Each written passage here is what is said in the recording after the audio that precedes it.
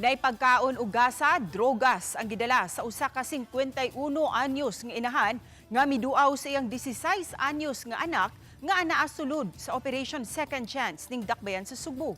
Ano ang report ni Alan Domingo? Midugpa sa detention facility sa Guadalupe Police Station ang 51 anyos nga si Mystica dili tinuod nga ngalan human nakuhaan og usa ka pakiti sa giroang Shabu dihang mibisita siya anak nga minor de edad sa Operation Second Chance pasado alas 3 gahapon sa hapon. Apan dihang gipahigayon ang body search sa usa ka house parent, nakita ang usa ka puto sa girawang Shabu nga gitaguan sa wang bahin sa braso na asong inahan. Subay nini gitugyan ang dinakpan sa kustodiya sa kapulisan alang sa pagpasaka og tukmang kaso. Nakuha ang usa ka shabu na kuan karon mo subject karon nag-submit pa sa crime laboratory for confirmation kung shabu bagyod. But initially sir kining ato ang 51 inahan ana karon sa kustodiya sa Guadalupe Police Station para pagpasaka og kaso sa Section 11 or illegal possession of illegal drugs. Nasayran nga daan ng tigbisitahan ang inahan sa iyang 16 anyos nga anak sa Operation Second Chance gumikan usab sa pagkalambigit sa illegal nga drugas. Ang inahan usab na bilanggo na kuno kaniadto tungod sa pagkalambigit sa illegal drugs.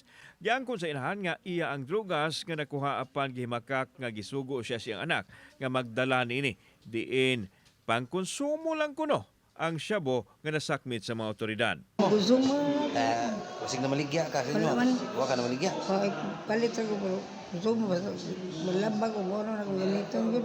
Nganong gituyuan man gyud yan magdala siya kuan either na iyang ibiling ito sa iyang anak dito sulod para or iya bang ibaligya, that is still a question sir that needs to be answered.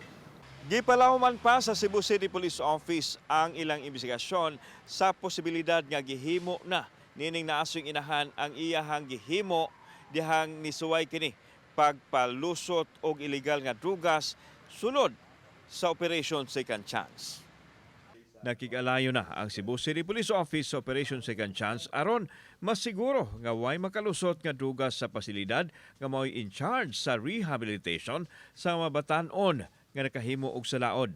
Giulagway ni Police Lieutenant Colonel Franco Rodolfo Oriol nga sa likwaot kaayo nga adunay ingon ining panghitabo sa pasilidad nga alang sa rehabilitation sa mga bata ug ang nalambigit usa pa gyud kainahan. Mas palawman pa na investigation sir. Una, kung kapila na niya gibuhat no or kung usay purpose niya ngano nagdala sa illegal drugs nato. Sa laing balita, nadakpan sa mga operatiba sa PDEA o sa CCPO ang usa ka 17 anyos ato sa bypass operation sa sitio Tabay, Barangay Guadalupe, Cebu City. Gitumbok ang minor de edad nga tigbaligya og illegal nga drugas kinsa nakuhaan og 75 gramos nga ginawang shabu nga nagadidad og mukapin sa tunga sa milyon ka pesos apil na ang cellphone og bypass money. Kasong kalapasan sa Republic Act 9165 ang ipasaka batok sa dinakpan. Samtang sa Mandawi City, arestado usab ang usa ka 62 anyos nga lalaki nga giingon na maligya og drugas. Nakuhaan siya og maabot 50 gramos nga drugas nga mobalor og 340,000 pesos. Napriso na siya kaniadto tungod sa drug case. From 2006 ay na-acquit siya in 2014. From there on, hinahinay siya nakabalik sa inganing trabaho. O karon gani nadakpan na nasikop na gyud nato.